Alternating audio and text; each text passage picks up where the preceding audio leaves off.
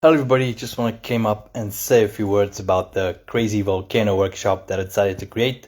It's going to be from the 19th to the 21st of April in Slovenia, in Maribor, in the Temple of the Sun. How amazing.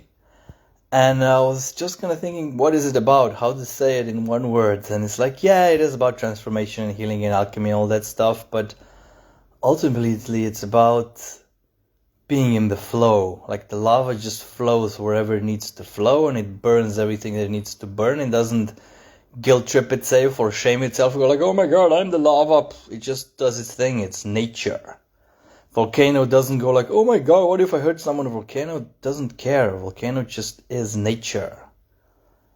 And that doesn't mean we become careless or harmful, none of that stuff, but it's like so many times we limit ourselves unconsciously and consciously by so many cultural patterns and ancestors and worries and stuff, and that's all crap and that's all useless and that all needs to burn away. So if you want to burn away all that stuff, come and burn it away.